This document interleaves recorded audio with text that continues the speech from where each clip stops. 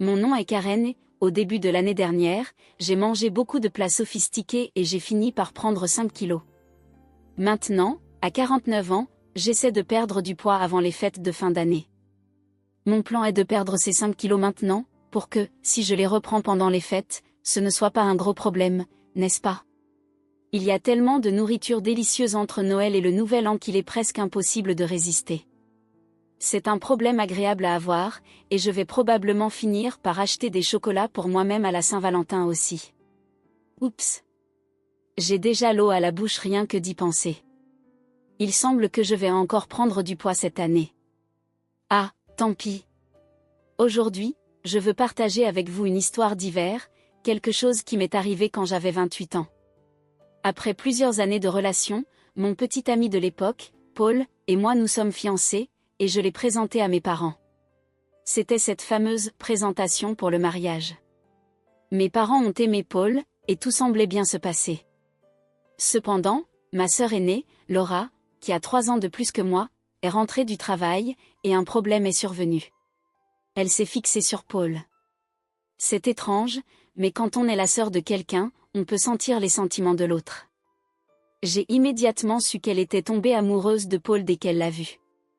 J'espérais que ce ne serait qu'un béguin passager, mais quand elle lui a serré la main, elle a rougi et a tenu sa main un peu plus longtemps que nécessaire.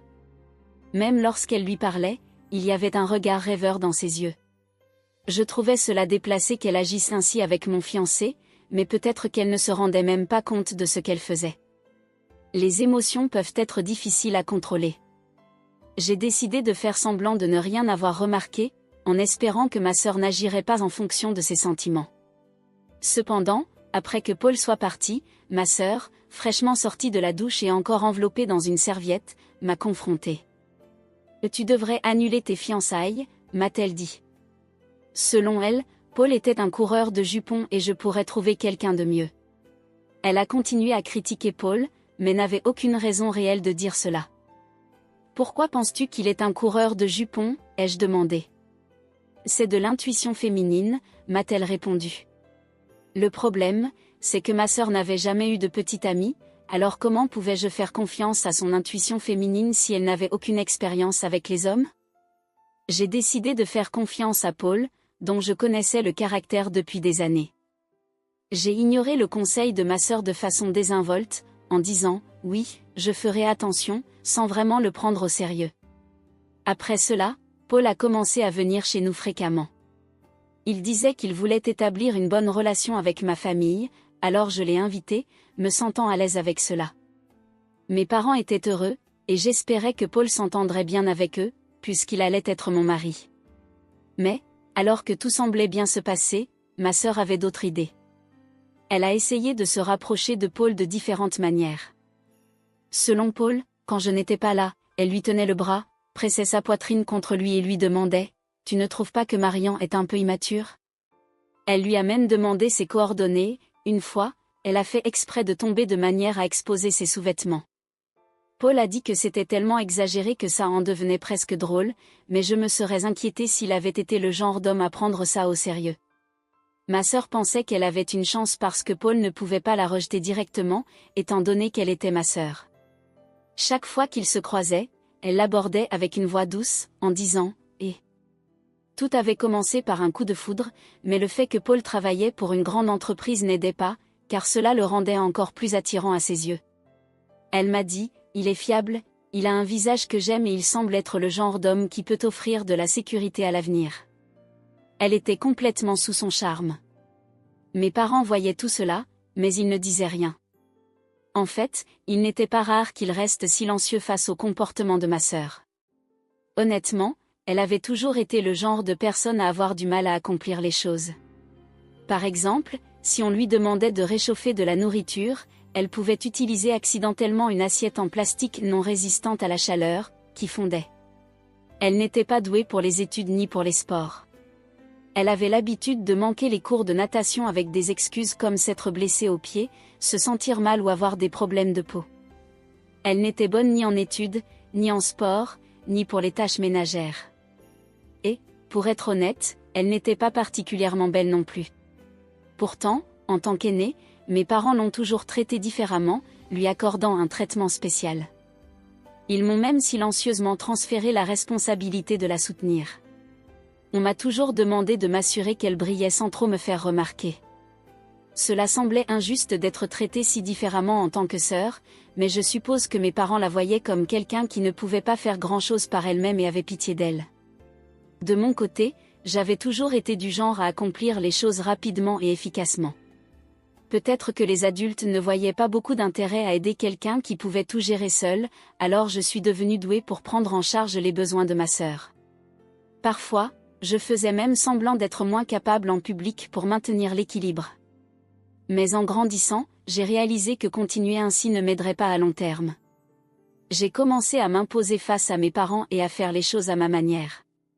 Si j'avais continué à tout accepter, je serais devenue quelqu'un d'incapable de faire quoi que ce soit. Quand j'ai commencé à m'affirmer, ma sœur ne l'a pas très bien pris, car elle perdait mon soutien. Mais nous n'avions jamais eu de relation conflictuelle. Nous pouvions encore discuter normalement, et parfois je lui donnais même des conseils quand elle avait des problèmes. Notre famille avait ses problèmes, comme le fait d'être surprotectrice envers ma sœur et une légère tension entre nous, mais je pensais toujours que nous étions une famille relativement normale. Cependant, les choses ont changé quand Paul n'a pas réciproqué les sentiments de ma sœur. Elle ne pouvait pas supporter le fait que sa sœur cadette allait se marier avant elle. La veille de mon mariage, ma sœur a dit à nos parents: « Je n'accepte pas que ma sœur cadette se marie avant moi. » Mon père a essayé de la calmer en disant: « Ne t'inquiète pas, Laura, tu trouveras bientôt un bon partenaire. » J'étais d'accord avec lui. Oui, Laura, tu trouveras quelqu'un bientôt. Mais elle ne voulait rien entendre. Normalement, c'est la sœur aînée qui se marie d'abord, puis la cadette. C'est trop tôt pour elle, a-t-elle insisté. Le mariage, c'est demain, lui ai-je rappelé. De quoi parles-tu, maman? Tu ne te soucies pas de moi? Je vais être la pauvre sœur aînée, laissée derrière pendant que ma sœur cadette avance dans sa vie, a-t-elle pleuré cette nuit-là? J'écoutais en silence depuis le couloir pendant que ma sœur et nos parents discutaient. Ma sœur devait-elle vraiment se marier avant moi? Si j'attendais qu'elle se marie, je finirais par devenir beaucoup plus vieille sans faire de progrès dans ma propre vie. À quoi pensait-elle? J'espérais qu'elle se calmerait après avoir exprimé ses frustrations. Puis j'ai entendu quelque chose de choquant. Nous n'irons pas au mariage demain, Laura. S'il te plaît, comprends ça, a dit mon père. Quoi? Mes deux parents étaient d'accord pour ne pas venir à mon mariage juste pour faire plaisir à ma sœur. Je ne pouvais pas y croire. C'était comme s'ils étaient sous un genre de sort, faisant tout ce qu'elle voulait. Cela dépassait largement le fait de la gâter.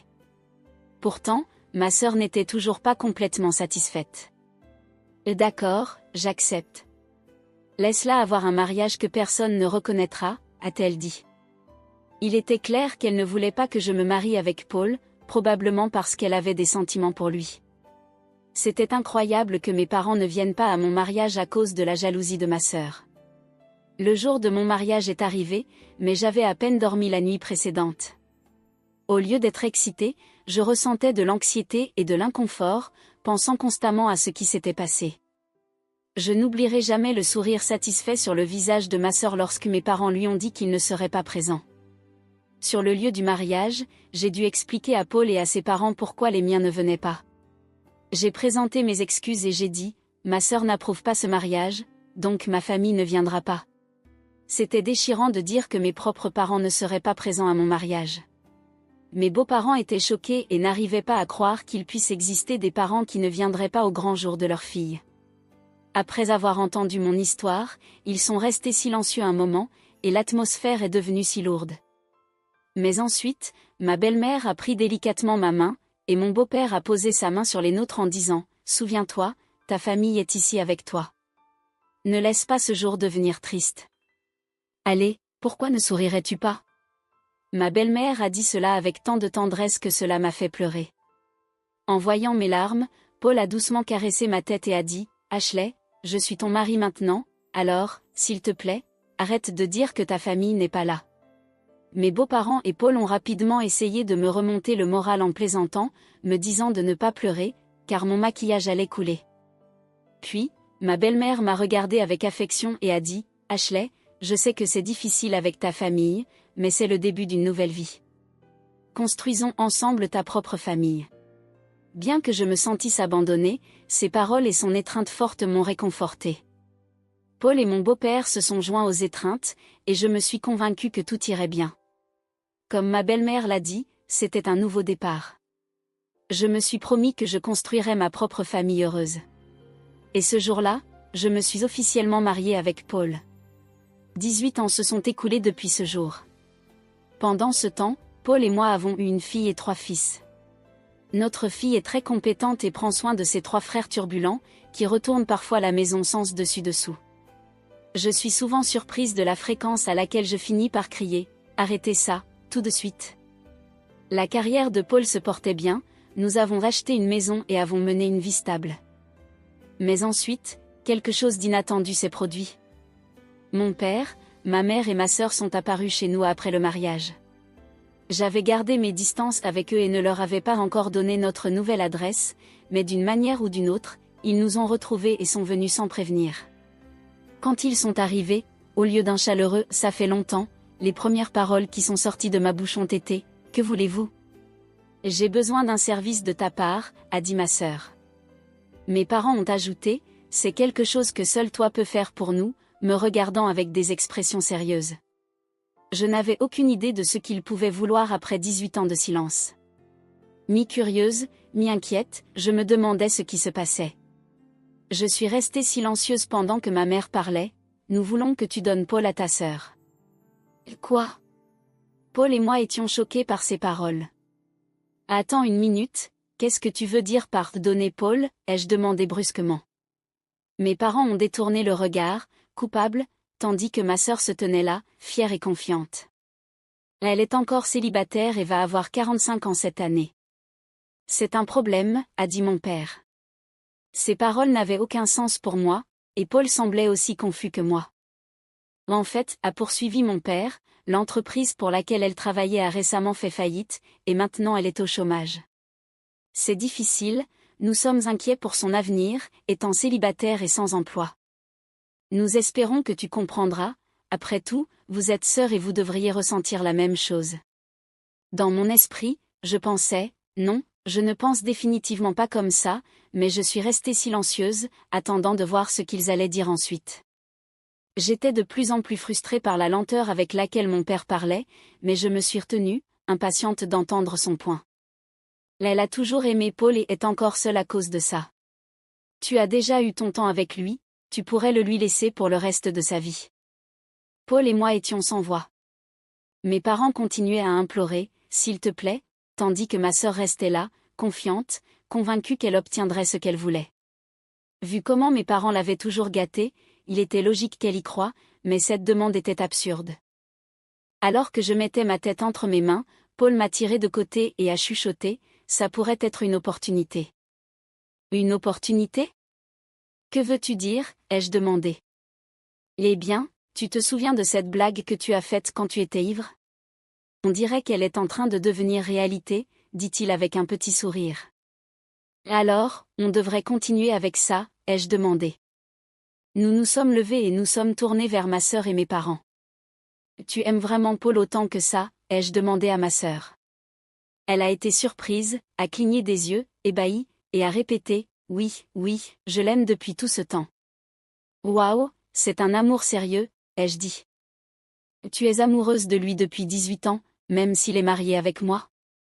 Oui, a-t-elle répondu. Ça a été si douloureux de vous voir ensemble. Ça aurait dû être moi. Paul et moi pouvions à peine retenir notre rire face à son ton sérieux. J'ai pris une grande respiration et j'ai dit, d'accord, j'abandonne. Si tu l'aimes tant que ça, je vais te le laisser. Mes parents étaient choqués. Ma mère a rapidement demandé, sérieusement ? Tu n'aimes pas Paul aussi ? En fait, non, ai-je répondu en regardant Paul. Pour être honnête, j'ai toujours aimé Laura. Paul a joué le jeu, se tournant vers ma sœur et disant, oui, je l'ai toujours aimé aussi. Le visage de ma sœur s'est illuminé de joie. Sérieusement, a-t-elle demandé, le visage rougissant d'excitation. Je le savais. Tu ne résistais jamais quand je te serrais dans mes bras, et tes yeux semblaient toujours si aimants, a-t-elle dit, tout excitée. J'attendais ce moment, et enfin, il est arrivé. J'ai dû réprimer mon rire, et je pouvais voir Paul faire semblant de pleurer, bien que ses épaules tremblaient à force d'essayer de ne pas rire. Nous devions tenir encore un peu. Nous serons toujours ensemble à partir de maintenant, Paul, a soudainement déclaré ma sœur, agissant comme s'ils avaient été un couple tout ce temps. Elle était si à l'aise, comme si elle avait vécu dans cette fantaisie pendant les 18 dernières années. Laura, je suis heureux, a répondu Paul avec un sourire. S'il te plaît, sois mon soutien à partir de maintenant. Oui, absolument, a-t-elle dit, visiblement ravie. Là alors, je vais quitter mon travail, a annoncé Paul en souriant. Le sourire de ma sœur a disparu en un instant, et son visage a pris une expression de choc. Sérieusement? Oui, je veux être avec toi tout le temps, Laura, alors je vais quitter mon travail pour rester toujours à tes côtés. Quoi, balbutia-t-elle, clairement prise au dépourvu. Je ne vais même plus sortir de la maison, a continué Paul joyeusement. Je te suivrai partout, même quand tu feras le ménage. Ma sœur s'est figée un instant, le panique commençant à apparaître, tandis que nos parents semblaient visiblement troublés. Mais je ne travaille pas non plus, c'est un problème, a-t-elle murmuré. Quel est le problème? Si nous sommes ensemble, nous n'avons rien à craindre. Nous n'avons pas besoin d'argent pour être heureux, a répondu Paul. Mais, de nos jours, il faut payer des choses comme les assurances. Ce n'est plus comme avant, on ne peut pas vivre seulement d'amour, a-t-elle argumenté, ses yeux commençant à perdre leur éclat. Sentant que le moment était venu, je suis intervenue dans la conversation. Paul, si nous finissons par divorcer, je vais prendre une grande partie des biens, donc tu ferais mieux de payer. Ne t'inquiète pas, Paul a dit en riant. Ta sœur et tes parents vont tout prendre en charge. En entendant cela, mes parents sont devenus pâles et ont échangé des regards inquiets. Laura, a dit mon père, c'est difficile à admettre, mais ce n'est pas correct. Voler le mari de ta sœur, c'est mal. Exactement, Laura, a ajouté ma mère, prenant soudainement ses distances par rapport au plan. C'était comme si toute la passion et le soutien pour ma sœur avaient disparu en un instant. De quoi parlez-vous? Vous m'aviez promis Paul, a crié Laura, sa frustration grandissant. C'était avant, a commencé mon père, mais elle l'a interrompu. Je ne veux rien entendre, a-t-elle hurlé. Personne ne me soutient? Laura a crié, et dans sa frénésie, elle a agrippé les cheveux de ma mère. Mon père a essayé de la calmer, mais c'était le chaos. Au milieu de tout cela, Paul a parlé calmement. Laura, pour être honnête, tu n'es pas mon genre. Je te respecte en tant que sœur d'Ashley, mais c'est tout. Tout le monde resta silencieux, leur attention fixée sur lui. Je ne veux vraiment pas interagir beaucoup avec toi, surtout quand tu me regardes comme ça, dit Paul. Ce regard, en fait, me repousse. Savoir que quelqu'un a des sentiments non partagés pour moi est très inconfortable. Ces paroles honnêtes laissèrent ma sœur et mes parents sans voix. Mais, Paul, et tout ce que tu as dit avant, demanda ma sœur, visiblement confuse. Arrête d'agir aussi naturellement avec le mari de quelqu'un d'autre, dis-je fermement. Il n'y a aucune chance qu'il tombe amoureux de toi. Nous avons une famille et nous sommes heureux. En disant cela, j'ai empêché ma sœur, qui s'approchait de Paul avec un visage pâle. Tu m'as trompé, cria-t-elle. Comment peux-tu penser que quelqu'un qui n'a pas eu de contact avec toi depuis 18 ans t'aime encore? N'est-ce pas un peu irréaliste, demandai-je. Le visage de ma sœur devint rouge, et elle commença à pleurer, manifestement frustrée. Si tu étais vraiment attirante, ce serait peut-être différent. Mais personne ne trouve du charme chez quelqu'un qui est sans emploi, dépend de ses parents et ne sait pas faire des choses basiques parce que sa mère a toujours tout fait pour elle. À ton âge, un mariage ne durerait pas longtemps avec ces caractéristiques, dis-je sans détour. Paul étouffa un rire derrière moi. Ma sœur, touchée par la vérité de mes paroles, commença à pleurer bruyamment, incapable de s'arrêter. Nos parents essayèrent de la consoler, mais semblaient confus, comme s'ils réalisaient enfin que ce que j'avais dit était vrai. Je ne te laisserai pas avoir Paul, continuai-je. Là alors, s'il te plaît, renonce, Laura. Face à cela, Elle pleura encore plus fort, comme un enfant faisant une crise. C'était une scène triste pour un adulte, et il était clair qu'elle n'avait pas mûri. Prends ça comme une leçon, s'il te plaît, ne t'implique plus dans nos vies, dis-je. Peu importe les problèmes que tu rencontreras à l'avenir, ne compte pas sur nous pour t'aider. Sur ce, je fermai lentement la porte d'entrée. Quand mes enfants demandèrent ce qui s'était passé, je dis simplement, c'est la période d'Halloween, et on dirait qu'un fantôme est apparu plus tôt. Ma fille aînée suggéra que nous devrions exorciser l'esprit, mais j'ai interrompu l'idée, bien que cela ressemblait vraiment à un fantôme pleurant dehors alors que ma sœur continuait de pleurer. 6 ans ont passé, et elle est toujours célibataire. Elle a trouvé un emploi, mais a été licenciée pour comportement inapproprié et a causé des problèmes en se précipitant dans un mariage qui n'a pas fonctionné. Maintenant, elle est interdite de participer à des événements de rencontre et il semble qu'elle restera célibataire pour le reste de sa vie. Mes parents, bien que fatigués, travaillent encore à temps partiel pour économiser de l'argent pour elle. Ils ont probablement réalisé qu'ils ne pourront pas compter sur elle pour s'occuper d'eux à l'avenir. J'espère qu'ils comprennent désormais les conséquences de l'avoir tant gâtée et combien cela a affecté sa vie. Je passe mes journées comme femme au foyer, sans avoir à m'inquiéter des frais de scolarité de mes enfants, grâce à mes enfants brillants et à mon mari, qui a un emploi stable. Parfois, je me demande si travailler à l'extérieur m'aiderait à perdre les calories supplémentaires que j'ai prises pendant les fêtes de fin d'année, après avoir mangé autant. Ma fille, qui est déjà mince, entre dans sa phase de croissance et parle de vouloir faire un régime. J'essaie de la convaincre de ne pas en faire. Et tu pourras penser à un régime quand tu seras plus grande, comme moi, lui dis-je. Mes 3 enfants adorent danser et ont récemment montré leur talent lors d'un événement local, où ils ont gagné plusieurs prix. Ils disent fièrement, nous serons au Pearl Jam un jour, alors j'espère que Pearl Jam restera ensemble jusqu'à ce qu'ils grandissent. Nous recevons régulièrement la visite de mes beaux-parents, qui me sont très chers. Nous profitons toujours de délicieux repas ensemble. Quand les enfants auront leurs vacances de printemps, nous prévoyons de faire un voyage dans un spa, et je suis impatiente de passer du temps de qualité ensemble. Bien qu'il y ait eu beaucoup de défis avant le mariage, ma vie depuis est remplie de bonheur. Les liens au sein de notre famille se sont renforcés, et je suis reconnaissante pour l'amour que nous partageons. J'espère que tout le monde restera en bonne santé et vivra longtemps, afin que nous puissions continuer à créer des souvenirs précieux ensemble en famille. Si vous avez aimé mon histoire, laissez un like et abonnez-vous à notre chaîne pour découvrir plus d'histoires comme celle-ci.